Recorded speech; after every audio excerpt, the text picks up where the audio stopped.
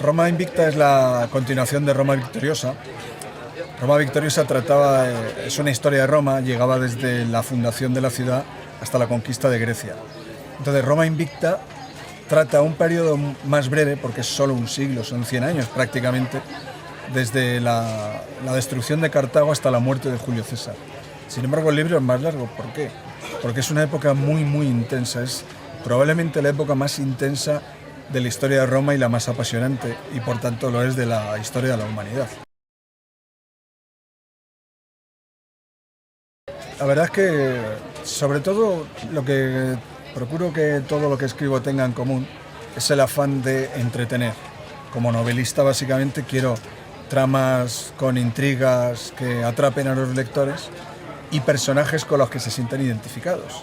Entonces, tanto el género histórico como cualquier otro en ese sentido me puede valer. Pero es cierto que luego la fantasía, la saga de Tramoria, por ejemplo, otorga muchísima mayor libertad creativa.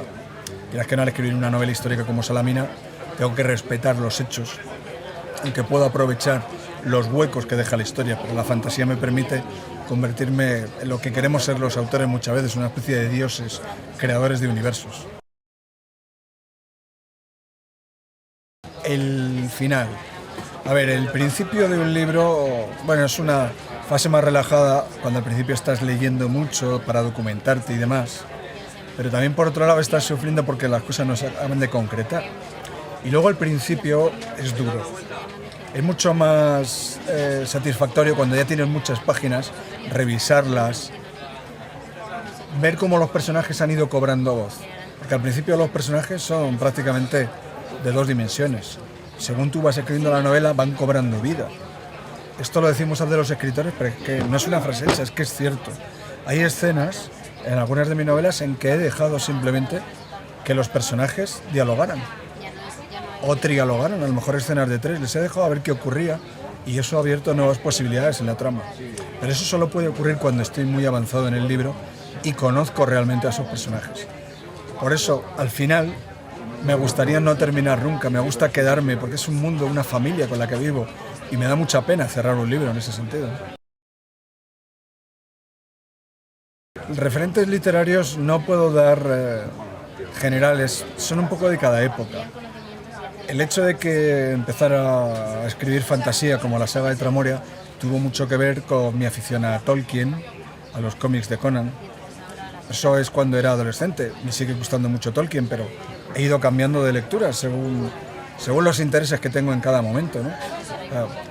La lista es muy larga. Por ejemplo, en El corazón de Tramoria ponía muchos autores a los que admiro y a los que he leído durante épocas diversas de mi vida, ¿no? Por ejemplo, acaba de morir un autor de ciencia ficción, aquí no muy conocido, con más de 90 años y que para mí ha sido un gran modelo, que se llama Jack Vance, un autor de novelas de aventuras que me ha inspirado por la imaginación desbordante que tenía y luego la facilidad para, en 2 pinceladas de estilo, crearte esa sensación de extrañeza, de estar en otro lugar desconocido. Los sueños son muy importantes para mí. Como más de un escritor le ocurre, por lo que sé, yo me despierto mucho por la noche y eso hace que recuerde mucho mis sueños. Y es un tema que a mí me ha obsesionado. La espada de fuego empieza hablando de sueños y siempre me ha llamado la atención cómo funciona el mecanismo de la mente durante el sueño. Sé que hay cierta relación entre el sueño y lo que pensamos despiertos. Entonces, cuando estoy muy obsesionado con una novela, llega un momento en que sueño con ella. Volviendo a la espada de fuego, por ejemplo, hubo una escena en que solucioné un problema de los personajes basándome en una cosa que soñé, ¿no? Normalmente no es demasiado útil porque los sueños tienen eso que son absurdos. Me ha ocurrido más de una vez estar soñando y pensar, este argumento es alucinante, y al despertarme y mirarlo decir, no tiene ni pies ni cabeza. Pero sí, a veces alguna solución he sacado del mundo del sueño.